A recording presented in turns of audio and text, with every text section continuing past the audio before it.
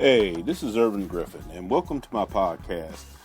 This one's not going to take long. This is actually an acknowledgement to the passing of Carrie Fisher, who is best known as Princess Leia from the Star Wars series. She appeared in the original trilogy, A New Hope, Empire Strikes Back, and Return of the Jedi, and she was recently in Episode 7, The Force Awakens, and she had just finished shooting her shots for Episode 8, which is coming out next December. And while she doesn't officially appear in Rogue One, the Star Wars story that takes place between Revenge of the Sith and A New Hope, her character does make a cameo appearance in the film. Just a slight spoiler. And also acknowledgement to Ricky Harris, the black comedian that died, best known for his appearances on Moesha and on in the film that's become a tradition to watch, especially among African Americans. I know it's tradition around my mom's household, the film called This Christmas. And of course, George Michael, which there's the song I'm playing in the background is by Dion Estes, who was a background singer for George Michael and had a very similar voice to him. In fact, George Michael sings background for him in this song. The song's called Heaven Help Me. Now, getting back to Carrie Fisher, I'm not going to take long on this. Suffice to say, Carrie Fisher definitely was a woman that did not bite her tongue at all. One of the reasons I'm acknowledging her is not only because of her spunk, her attitude. I'm also acknowledging her because of a little known story.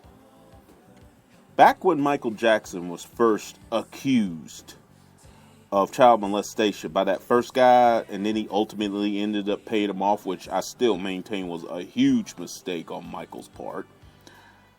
Carrie Fisher was one of the few that actually spoke out. Of course, it didn't get much national attention.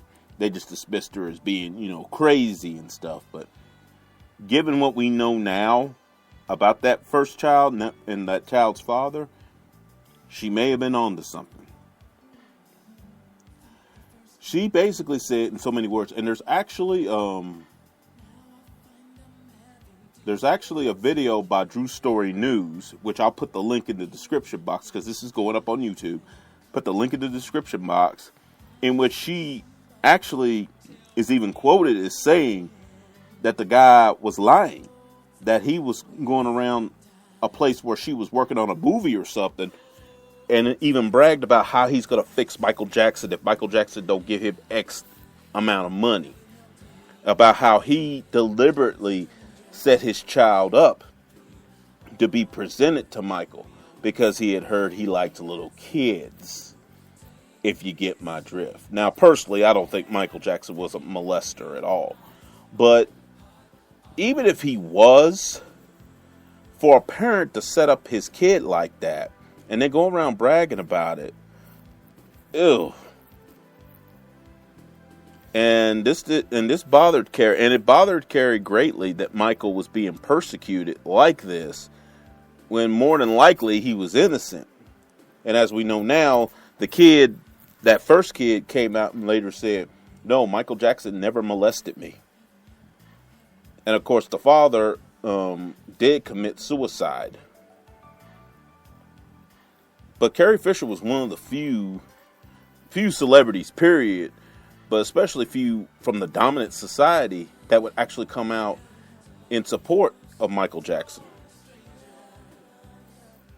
So that, along with her work on Star Wars, and I know she did other stuff too.